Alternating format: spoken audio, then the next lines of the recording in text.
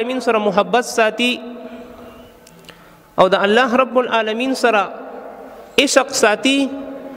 نو د دې لپاره شرط دا دی چې اول به رسول الله مبارک محبت ساتي او اول به رسول الله مبارک سره اتباع کوي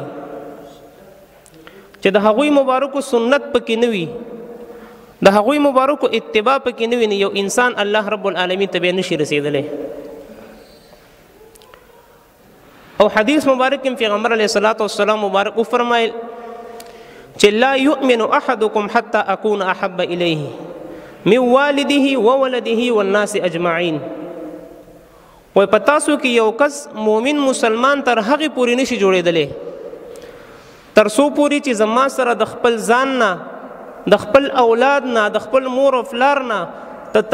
تمام کائناتو نه زیات محبت اون ساتي نو یو انسان کامل مؤمن نشي جوړېدلی نو د پیغمبر علیه الصلاۃ والسلام مبارک سره محبت ساتل د هغوی مبارکو اتباع او د هغوی مبارکو په طریقو باندې عمل کول دا زما او ستا باندې لازمه خبره درونو او دا محبت او دا لاره دا موږ د چا نه زده کورونو د دې لپاره ما استاد ته صحابه کرام رضی الله تعالی عنهم اجمعین یو عظیم مثالونه پرېښودي دي ما استاد صحابو زندگی وګورو صحابه کرام رضی الله تعالی عنهم اجمعین یو منټ ته پیغمبر علیه الصلاۃ والسلام مبارک داسې اتباع کړې ده چې نن د هغې مثال څوک نشي پیش کولی ځکه یو موقع باندې یو صحابي پټي کې کار کو پټي کې کار کوي څوک راغی خبرې ورته ورکړو چې د دواړو جهانو سردار مبارک ته دنیا نه تشریف یوړو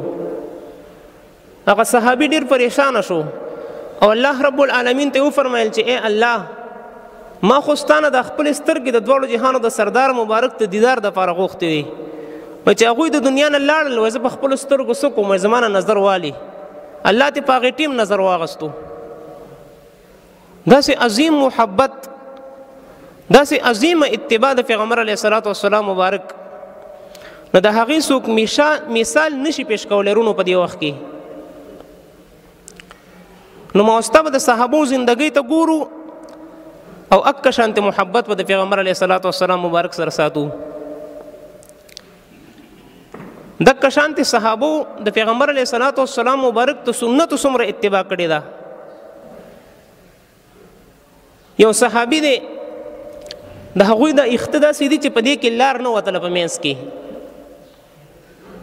بعضې اخته داسې هغې کې لار نه وځي او دا په منځ کې په اختو کې لار وباسل د پیغمبر علیه الصلاۃ والسلام مبارک سنت دی د صحابي دا سوچ کو چې زه خو به د پیغمبر علیه الصلاۃ والسلام مبارک په دې سنت باندې خامخا عمل کومه خو زه به دې له څنګه طریقه اختیار کړم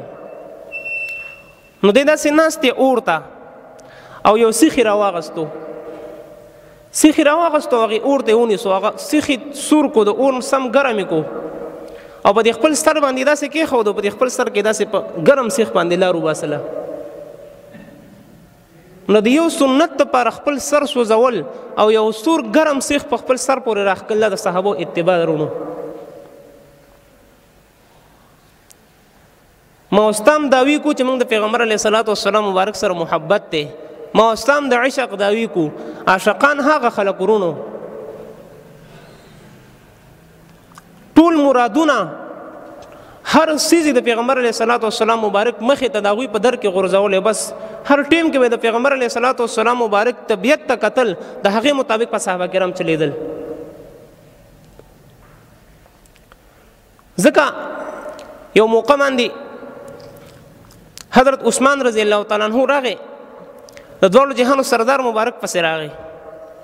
وایي ای د الله محبوبه وایي ما ستاسو له دعوت کړی دی و ستاسو به راشئ نن به زما کره طعام وکئ روټۍ به زما کره خورئ